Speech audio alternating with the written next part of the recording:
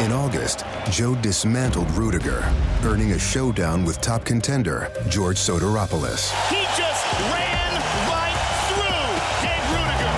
This youngster is a true up-and-comer. Coming up. I flew to Greece, Guam, Japan, South Korea. Wherever I could go, wherever experience I could get, I was going to get it. I ended up in a laundromat in New Jersey, and I was like, what the hell am I doing here? I've got to get out of this place.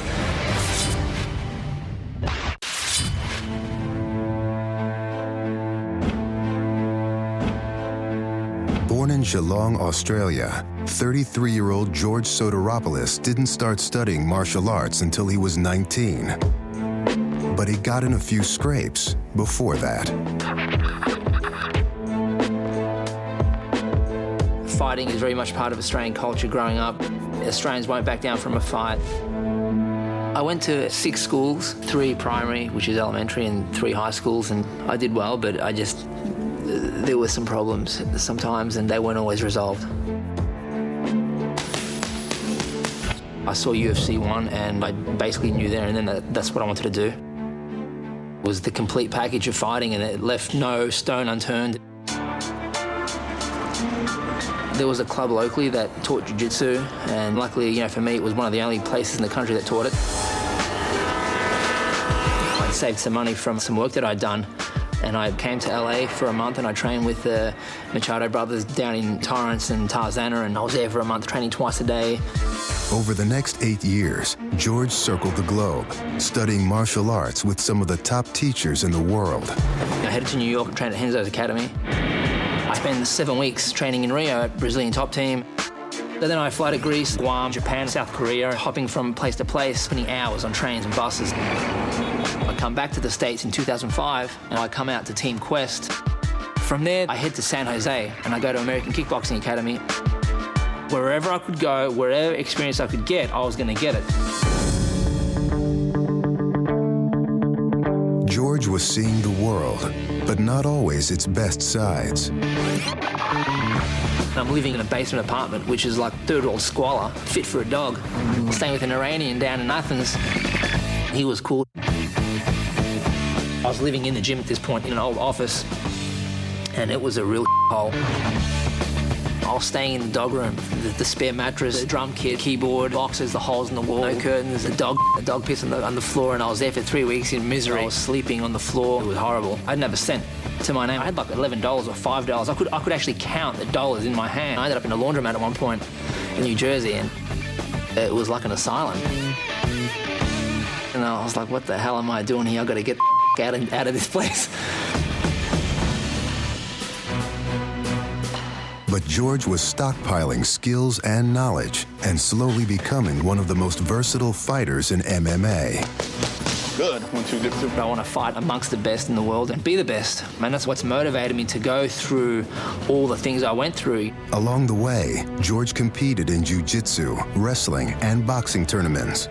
After winning 7 of his first 9 MMA fights and a stint on The Ultimate Fighter, he made his UFC debut in December of 2007.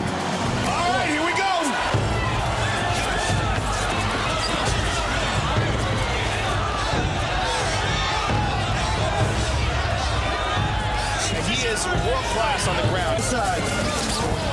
He's flattened him out. He's got the arm on the neck. He could be finishing flat. And it's all over! George Sotiropoulos wins by submission. After the Billy Miles fight, I was like, great, I got that one in the bag. Now I've got to fight again. 4 months later, George knocked out Roman Matichin. He followed with submissions of George Roop and Jason Dent. He's going for an arm. He's going for an arm. That's it right there. Beautiful. George Sotiropoulos, submission victory.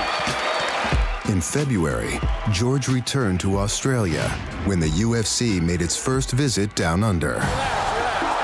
With the home crowd behind him,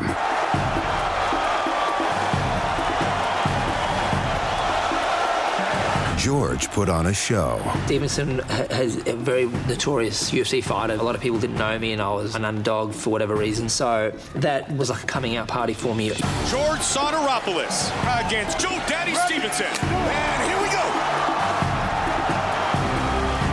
Oh,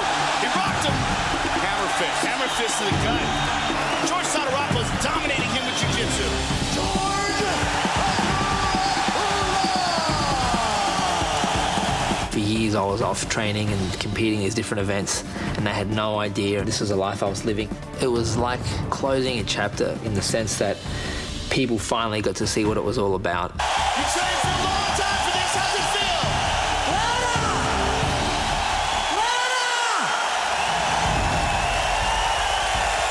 George Sotiropoulos, ladies and gentlemen. Then I fight Pellegrino, another named guy, another strong wrestler with a lot of great credentials, and I outwork Pellegrino. Good left hook. Again with that left hook. He's landing at it over and over again, Mike. Huge elbows from the bottom. George Sotiropoulos remains unbeaten in the UFC.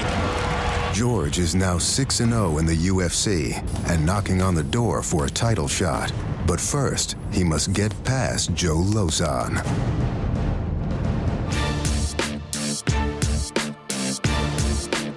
Both guys are exciting. Both guys are on their way towards a shot at the title.